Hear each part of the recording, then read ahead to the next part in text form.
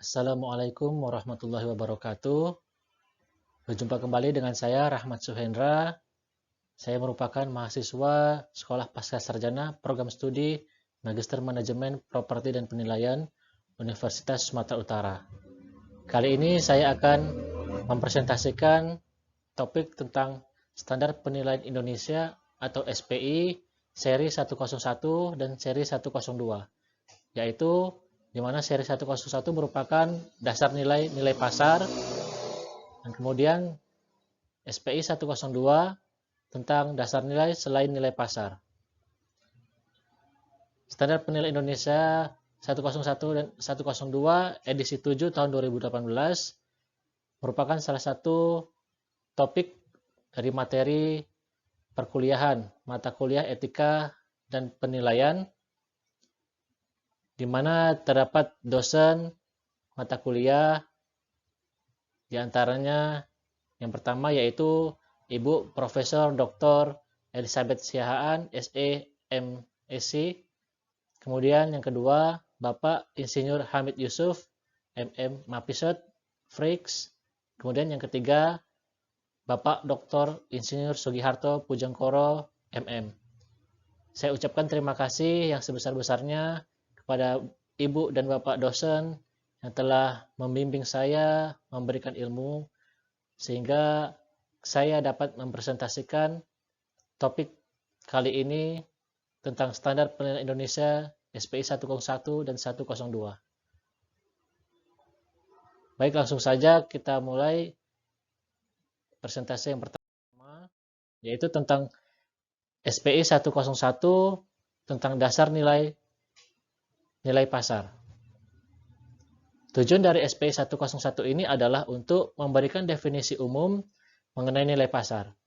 SPI 101 juga menjelaskan kriteria umum yang berhubungan dengan definisi dan penerapan nilai pasar dalam penilaian aset atau liabilitas yang maksud dan tujuannya memerlukan estimasi nilai pasar.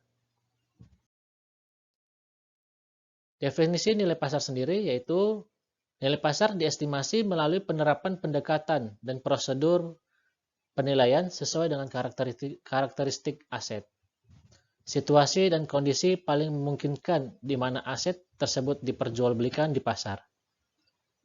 Nilai pasar didefinisikan sebagai estimasi sejumlah uang yang dapat diperoleh atau dibayar untuk penukaran suatu aset atau liabilitas pada tanggal penilaian antara pembeli yang berminat membeli dengan penjual yang berminat menjual dalam suatu transaksi bebas ikatan, yang pemasarannya dilakukan secara layak, di mana kedua pihak masing-masing bertindak atas dasar pemahaman yang dimilikinya, kehati-hatian, dan tanpa paksaan. Kemudian, dari definisi nilai pasar tadi terdapat unsur-unsur yang terkandung di dalam nilai pasar. Setiap unsur dari definisi nilai pasar ini memiliki kerangka pengertian masing-masing. Yang pertama, estimasi sejumlah uang merujuk pada harga yang dinyatakan dalam satuan uang, biasanya dalam rupiah, yang dapat dibayar secara tunai pada tanggal penilaian atas suatu aset dalam transaksi pasar bebas ikatan. Kemudian unsur yang kedua yaitu dapat diperoleh atau dibayar untuk penukaran suatu aset atau liabilitas, merujuk pada fakta bahwa nilai suatu aset atau liabilitas lebih merupakan estimasi jumlah uang daripada harga yang ditetapkan sebelumnya atau harga jual sebenarnya. Unsur nilai pasar yang ketiga yaitu pada tanggal penilaian, mensyaratkan bahwa estimasi nilai pasar berlaku hanya pada tanggal di mana opini nilai diberikan. Karena pasar dan kondisi pasar dapat berubah, maka estimasi nilai dapat saja tidak benar atau tidak tepat pada waktu yang lain.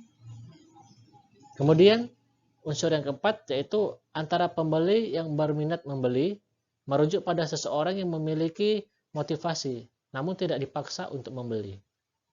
Kemudian, penjual yang berminat menjual adalah penjual yang tidak sangat berminat atau tidak terpaksa menjual pada sembarang harga ataupun tidak tertahan pada tingkat harga yang dianggap tidak wajar dalam kondisi pasar yang pada saat penilaian.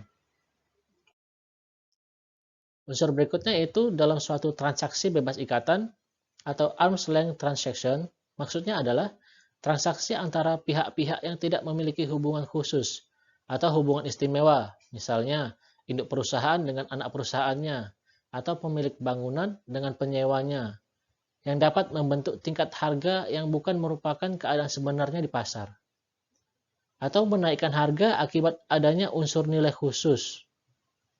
Transaksi nilai pasar dianggap terjadi antara pihak-pihak yang tidak berkepentingan dan masing-masing bertindak independen.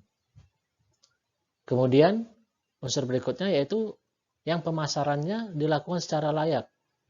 Berarti aset akan dipasarkan ke pasar dalam cara yang layak agar penjualannya dapat terjadi pada tingkat harga terbaik yang dapat diperoleh secara wajar sesuai dengan definisi nilai pasar.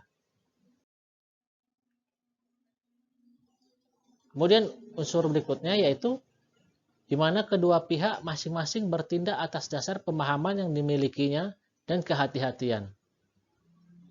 Menganggap bahwa pembeli yang berminat membeli dan penjual yang berminat menjual masing-masing memiliki informasi yang cukup tentang keadaan dan karakteristik aset, penggunaan yang ada pada potensialnya, serta keadaan pasar pada tanggal penilaian. Selain itu, masing-masing bertindak untuk kepentingannya sendiri dengan pemahaman yang dimilikinya, dan secara hati-hati menentukan harga terbaik untuk posisinya masing-masing dalam transaksi tersebut.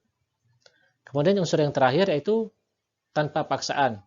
Artinya menyatakan bahwa masing-masing pihak terdorong untuk melakukan transaksi, tetapi juga tidak ada paksaan untuk menyetujuinya.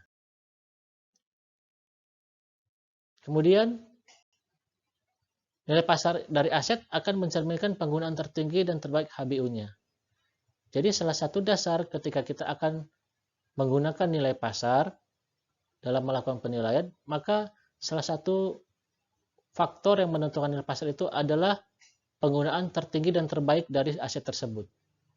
HBU itu didefinisikan sebagai penggunaan yang paling mungkin dan optimal dari suatu aset yang secara fisik dimungkinkan, telah dipertimbangkan secara memadai, secara hukum diizinkan, secara finansial layak, dan menghasilkan nilai tertinggi dari aset tersebut. Konsep nilai pasar menganggap harga yang telah dinegosiasikan akan terjadi dalam pasar terbuka dan kompetitif di mana pelaku pasar bertindak secara bebas. Penilaian pasar biasanya didasarkan pada informasi mengenai aset pembanding. Proses penilaian mensyaratkan penilai untuk melaksanakan pengumpulan data yang cukup dan relevan supaya dapat memberikan analisis yang kompeten dan membuat pertimbangan berdasarkan data pendukung.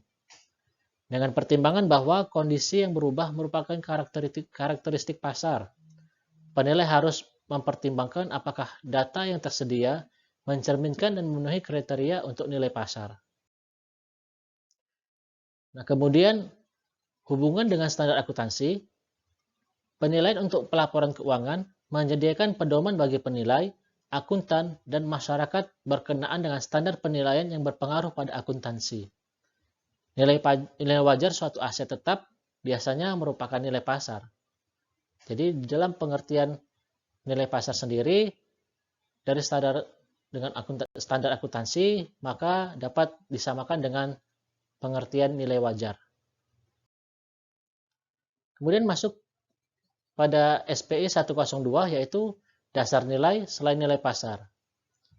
Di dalam SPI 102 ini terdapat beberapa dasar nilai selain nilai pasar.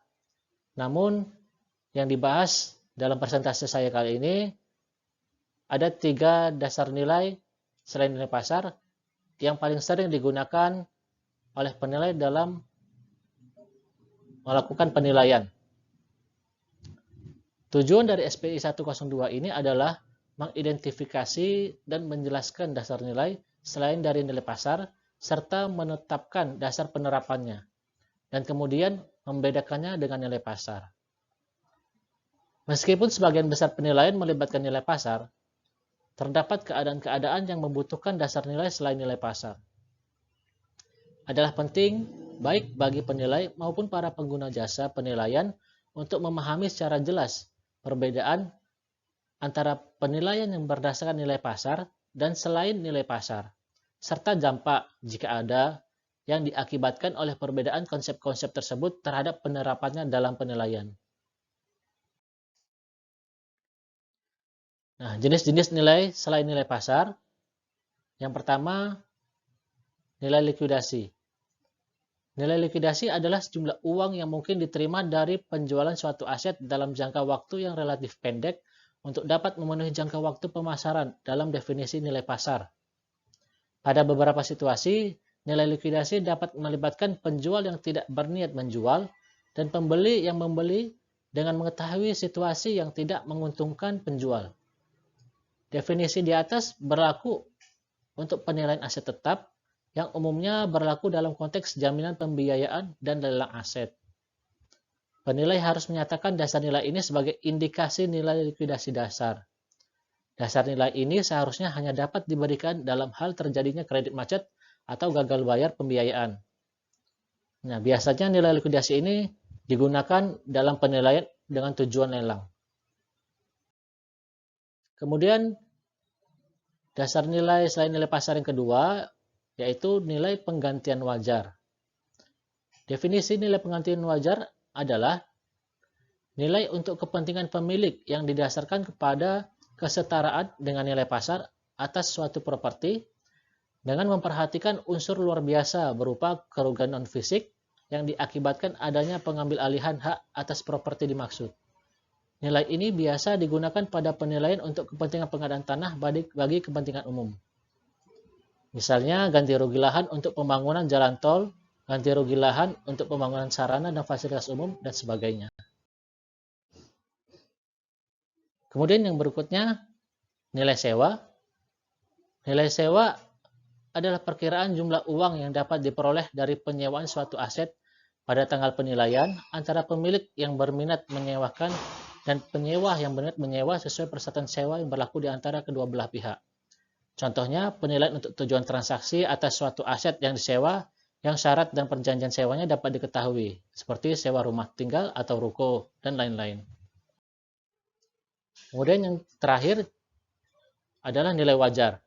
Nilai wajar adalah harga yang akan diterima dari penjualan aset atau dibayarkan untuk pengalihan liabilitas dalam transaksi yang teratur di antara pelaku pasar pada tanggal pengukuran. Definisi nilai wajar di atas adalah sesuai dengan definisi dalam PSAK 68. Dalam SPI ini, definisi nilai wajar untuk tujuan pelaporan keuangan adalah sesuai dengan persyaratan standar akuntansi yang berlaku. Baik, terima kasih atas perhatiannya yang dapat saya sampaikan dalam presentasi kali ini. Semoga dapat bermanfaat. Dan saya mohon maaf apabila ada kekurangan dan kesalahan. Saya akhiri. Assalamualaikum warahmatullahi wabarakatuh.